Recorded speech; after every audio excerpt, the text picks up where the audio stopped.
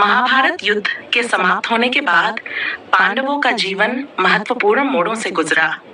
युद्ध में कौरवों की हार और पांडवों की विजय के बाद वे कई महत्वपूर्ण घटनाओं का सामना करते हैं। नीचे विस्तार से पांडवों की यात्रा का वर्णन किया गया है। 1. युद्ध के बाद राज्याभिषेक। महाभारत के युद्ध के बाद पांडवों के सबसे बड़े भाई युधिष्ठिर का हस्तिनापुर के राजा के रूप में राज्याभिषेक हुआ। ये राज्याभिषेक भगवान कृष्ण की उपस्थिति में संपन्न हुआ। युधिष्ठिर ने अपने भाइयों और भगवान कृष्ण के परामर्श से राज्य की जिम्मेदारी संभाली और न्यायपूर्ण शासन किया। पांडवों ने हस्तिनापुर को फिर से संगठित किया और अपनी प्रजा के कल्याण के लिए कार्य किया। भीष्म पितामह से शिक्षाएं। युद्ध के दौरान भीष्म पितामह बाणों की शैया पर थे।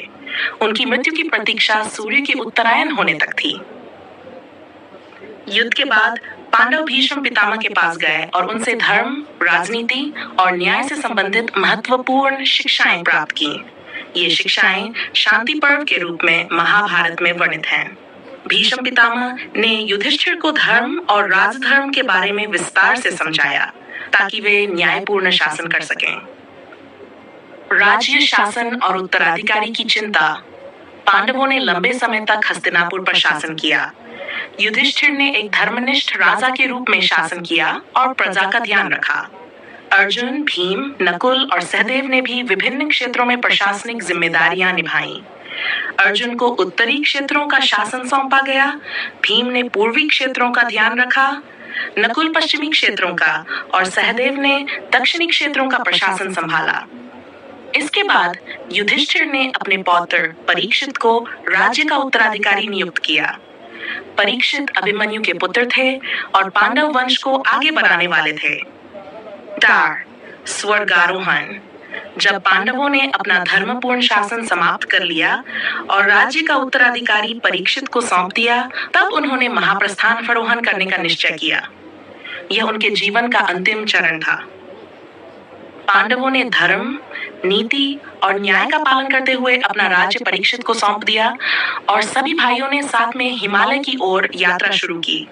यह यात्रा महाप्रस्थानिक पर्व के नाम से जानी जाती है, जिसमें पांडवों ने अपनी अंतिम यात्रा की, जो कि स्वर्ग की ओर जाने का प्रतीक था। महाप्रस्थान यात्रा।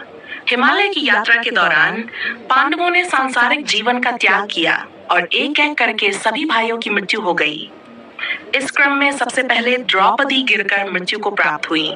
इसके बाद क्रमशः सहदेव, नकुल, अर्जुन और भीम की मृत्यु हुई। इस यात्रा में केवल युधिष्ठिर अंत तक जीवित रहे। युधिष्ठिर को उनके सत्य, धर्म और निष्कपटता के कारण धर्मराज के रूप में सम्मानित किया गया और उन्हें जीवित शरीर में ही स्वर्ग प्राप्त हुआ। 6. स्वर्गारोहण का अंतिम चरण। युधिष्ठिर के साथ एक कुत्ता भी इस पूरी यात्रा में उनके साथ था। यह कुत्ता वास्तव में धर्मराज, यमराज के रूप में था, जो युधिष्ठिर की परीक्षा लेने आया था। जब युधिष्ठिर स्वर्ग में पहुंचे तो उन्हें पहले नरक का दर्शन कराया गया, जहां उनके भाइयों और द्रौपदी की आत्माएं देखी गईं।